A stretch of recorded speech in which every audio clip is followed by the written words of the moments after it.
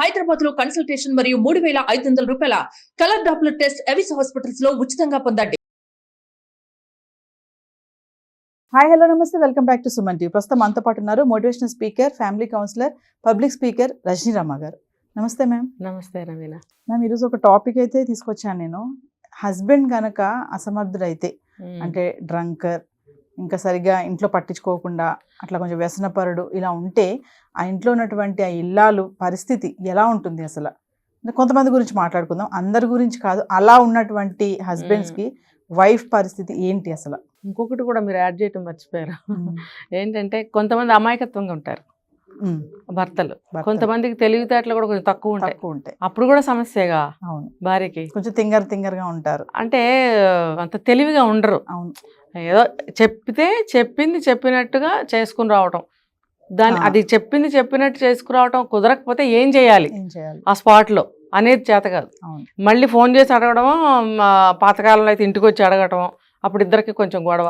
ఇంత మొద్దుతనంగా ఉంటే ఎలా అండి, మీరు ఎలా బ్రతుకుతారండి అని ఆ రోజుల్లో కాబట్టి రెస్పెక్టబుల్గా చివాట్లు వేసేవారు. ఇప్పుడైతే ఇంకా గొడవలు, డివోర్స్ కదా. ఇది ఒకటి. ఈ అలవాట్లు ఉంటే కూడా సర్దుకుపోవడం అనే మాట అసలు ఈ రోజుల్లో కుదరట్లేదు. అది ఏదైనా సరే భరించడం అనేది చాలా కష్టం. అందులోనే ఉంది ప్రశ్నలోనే జవాబు. ఇప్పుడు ఎంతవరకు సర్దుకుపోతుంది భార్య అనేది? ఇప్పుడు పెళ్లి చేసుకునేటప్పుడేమో వంకలు లేకుండా 100 చూసి చేసుకుంటారు. అంటే మీకు అన్ని లక్షణాలు ఉన్న భార్య కావాలి. మరి అట్లానే అబ్బాయిలో కూడా చూస్తారు, చూసినప్పుడు బాగానే ఉండొచ్చు. తర్వాత కొన్ని అలవాట్లు చేసుకోవడమో, లేకపోతే అతనిలో ఉన్నటువంటి మైనస్లు, కొంచెం తెలివితేటలు తక్కువ ఉండటమో, ఏదైనా చెప్పంగానే గ్రాస్ప్ చేయలేకపోవడమో, చెప్తే అర్థం చేసుకోలేకపోవడము, లేకపోతే మైండ్లో పెట్టుకోకపోవడము, రెక్లెస్ అనుకో, ఏదైనా సరే ఇలాంటి లక్షణాలన్నీ కూడా అప్పుడేం తెలియవు మనకి. అమ్మాయిలో అయినా సరే, అబ్బాయిలో అయినా సరే. తర్వాత బయటపడతాయి ఎప్పుడు? సంసారం స్టార్ట్ అయిన తర్వాత రన్నింగ్లో రోజులు గడుస్తున్న కొద్దీ, పూట గడుస్తున్న కొద్దీ, గంట గడుస్తున్న కొద్దీ చూడండి, ప్రతి మినిట్ కలిసి బతకాల్సినప్పుడు ప్రతి మినిట్ కూడా మనకి ప్లస్లు మైనస్లు అన్నీ ఇంకా మనకి ఎదురవుతూ ఉంటాయి, కనిపిస్తూ ఉంటాయి ఒకళ్ళకి కదా. కొంతమంది ఏంటంటే ఈ ఎక్స్పెక్టేషన్స్ మనకు ఉన్నట్టుగా వాళ్ళు లేరనుకోండి, మొదలవుతుంది బాధ. అరే ఏంటి, నేను ఇలా అనుకున్నాను, ఈయనేంటి ఇట్లా ఉన్నాడు, లేకపోతే నేను ఇలా అనుకున్నాను, ఈ అమ్మాయి ఏంటి ఇలా ఉంది అని ఫస్ట్ అయితే అలా అనిపిస్తుంది కదా. సెకండ్ స్టెప్లో అంటే కొంచెం ప్రొసీజర్ ప్రకారం వెళ్దాం అనుకున్న వాళ్ళైతే సెకండ్ స్టెప్లో కొంచెం మెల్లగా చెప్పడానికి ట్రై చేస్తారు. అట్లా కాదులే, నువ్వు ఇట్లా ఉంటే బాగుంటుంది, కొంచెం కనిపెట్టుకో, కొంచెం అబ్జర్వ్ చెయ్యి, కొంచెం మైండ్కి తీసుకో అనేది చెప్పడానికి ట్రై చేస్తారు. అది పాజిటివ్గా రిసీవ్ చేసుకుంటే పర్వాలా, నాకు చెప్తుందా, నాకు చెప్తాడా అనుకుంటే అక్కడ మళ్ళీ మొదలవుతాయి. అంతే కదా. ఇప్పుడు నువ్వు చెప్తే నేను వినేది ఏంటి అనే ఈగో చాలామంది మగవాళ్ళల్లో ఉంటుంది, అదే ఆడవాళ్ళల్లో కూడా కొంతమందిలో ఉంటుంది.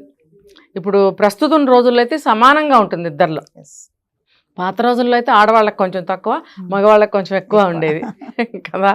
అది సామెత కూడా ఉంది, నువ్వు కొంచెం తక్కువ, నేను కొంచెం ఎక్కువ. ఇప్పుడు అట్లా లేదు, నువ్వు నేను ఒకటే. నేను కూడా అది చెప్తా, రెండు సమానం. ఇప్పుడు చూడండి, ఒక బండి వెళ్ళాలి, ఇది పాత ఉపమానమే, ఇది ఎగ్జాంపులే. 2 చక్రాలు ఇలా వెళ్తేనే బండి ఇలా వెళ్తుంది, రైలు అయినా, బస్సు అయినా, ఎడ్ల బండి అయినా, ఏ బండి అయినా సరే. కొంచెం ఒకటి ఇలా ఉందంటే ఇలా వెళ్తే మనుషులందరూ ఏమవుతారు, లోపల ఇలా ఉంటాయి, ఏమైనా లిక్విడ్స్ అంటే ఒలిగిపోతాయి. అంటే సంసారంలో ఎన్నో ఉంటాయి, అవి ఆ ఒడిదుడుకులు అంటారు వాటిల్ని. అవి ఒలిగిపోవడమో, కింద పడిపోవడమో, దెబ్బలు తగడమో లాంటివి ఆ ఇల్ బ్యాలెన్స్లో జరుగుతాయి అన్నమాట. కాబట్టి 2 సమానమే. ఇది ఆ రోజుల్లో చెప్పకపోవడం వల్ల ఇన్ని తరాల వరకు కూడా గొడవలు రావడానికి కారణం అదే. ఇప్పుడు కొంచెం ఎక్కువ కొంచెం తక్కువ ఏంటండి, కొంచెం ఎక్కువ అంటే ఇలా ఉంటుంది చక్రం, కొంచెం తక్కువ అంటే చక్రం ఇలా ఉండి, ఇలా బండి వెళ్తుందా? మరి 100 సంవత్సరాల క్రితమే ట్రైన్ ఎక్కారు, రకరకాల బండ్లు ఎక్కినప్పుడు ఇలా ప్రయాణం చేశారా ఎప్పుడన్నా? మరి సమానంగా ఉండాలి కదా. సంసారం కూడా దాంతోనే పోల్చినప్పుడు 2 సమానంగా నడవాలి.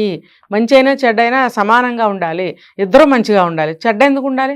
చెడు ఉంటే అది చెడు మొత్తం కూలిపోతుంది. కాబట్టి మంచి విషయాలు ఉండాలి, ఇద్దరు కూడా సమానంగా వాళ్ళ అలవాట్లు కానీ, వాళ్ళ అభిరుచులు కానీ, వాళ్ళ నడవడిక కానీ, వాళ్ళ ప్రవర్తన ఏదైనా సరే సమానంగా ఉండాలి. ఎందుకనంటే నెక్స్ట్ ఆ బండిలో సామాన్లు వస్తాయి. ఇంకా సామాన్లు అంటే పిల్లలు, తర్వాత వచ్చిపోయే చుట్టాలు, తల్లిదండ్రులు, అత్తమామలు, నైబర్స్, ఇవన్నీ సామాన్లు బండిలోకి వస్తాయి. వీటన్నిటిని కూడా మోసేదే సంసార రథం. మరి ఆ సంసార రథాన్ని నువ్వు ఇలా పోనిస్తే కుదరదు, ఇలా పోనివ్వాలి. ఇలా పోనివ్వాలంటే ఇద్దరు ఒకలాగానే ఉండాలి. ఒకవేళ భార్య ఉద్యోగం చేయకపోయినా ఒక చక్రం అనేటువంటి ఆ భార్య సంసారం అనే సగం చక్రాన్ని తన ఇంట్లో ఉండి మోస్తుంది, మిగతా సగం బండి మోతని ఒక చక్రంతో నువ్వు బయట చలాయించుకొని రావాలి. అంటే 2 చక్రాలు ఇంటా బయట సమానంగా నిర్వర్తించినప్పుడే, ప్రయాణం సాగించినప్పుడే కరెక్ట్గా సంసారం అనేది నడుస్తుంది.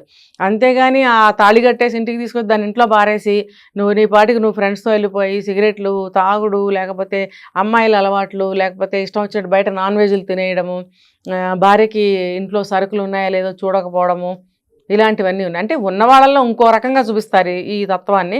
మామూలుగా middle class, lower middle class వాళ్ళకైతే ఈ రకంగా చూపిస్తారు. బయట తినేస్తాడు, ఎవరితో డబ్బులుంటాయి తినేస్తాడు, తన ఖర్చులకు డబ్బులు కావాలి కదా, ఖర్చు పెట్టుకుంటూ ఉంటాడు. అతనికి ఏంటంటే ఇల్లు నడవాలి, ఇంటికి డబ్బులు ఇవ్వాలనే అవేర్నెస్ ఉండదు.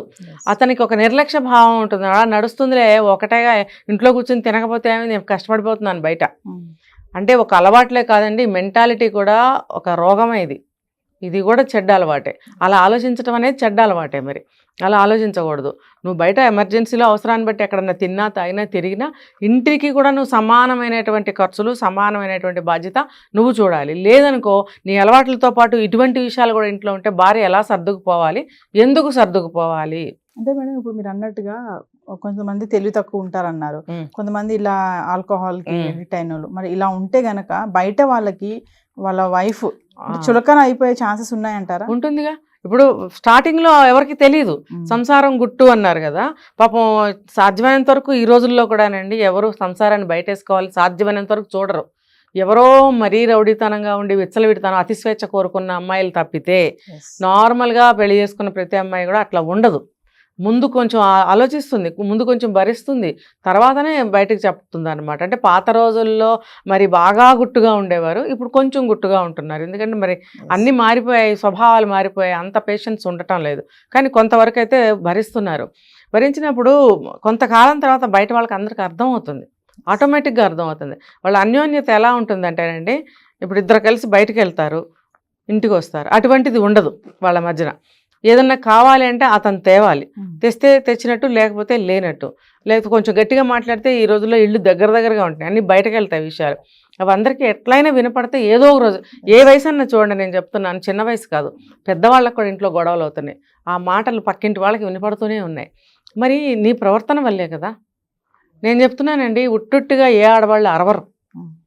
ఇప్పుడు భర్త నుంచి ఏదన్నా మనకి తేడా వస్తేనే చిన్నగా మొదలయ్యి పెద్దగా అరుపులు వెళ్తాయి. ఎందుకంటే కోపాన్ని ఇంకా కంట్రోల్ చేసుకునే పరిస్థితి ఉండదు. ఉండనప్పుడు వాయిస్ రైజ్ అవుతుంది. వాయిస్ రైజ్ అయితే అక్కడ మ్యాటర్ ఏంటనేది ఎవరు చూడరు. ఏదో సౌండ్ వచ్చింది, దెబ్బలాడేసుకుంటున్నారు, కొట్టేసుకుంటున్నారు, కాన్సన్ట్రేట్ చేస్తారు. ఇప్పుడు ఆ పరుగు పోతుందని గుట్టు కాపాడడానికి అమ్మాయి ప్రయత్నిస్తుంది, కానీ అబ్బాయి ప్రయత్నించడు. నేను ఒక కేసు చెప్తా చూడండి. ఇలా గొడవ జరుగుతున్నప్పుడు భర్త ఏమంటాడంటే, కొడతావేంటి నన్ను, ఏం కొడుతున్నావేంటి నన్ను నువ్వు అంటే పక్కింటి వాళ్ళు అనుకోవాలి ఈయన కొడుతుంది. పాపం నిజానికి అక్కడ అది లేదు. అలా నువ్వు సగం చెడ్డ చేస్తున్నావు. లేకపోతే ఏంటి విసిరేస్తున్నావేంటి, అక్కడేం విసిరేదు, నువ్వు అలా క్రియేట్ చేస్తున్నావు. నీ బయటకు వెళ్ళి నువ్వు తిరగాలి కాబట్టి, అందరినీ ఫేస్ చేయాలి కాబట్టి, నీ పరువు నువ్వు కాపాడుకుంటున్నావు, భార్య పరువు తీస్తున్నావు నువ్వు ఇక్కడ.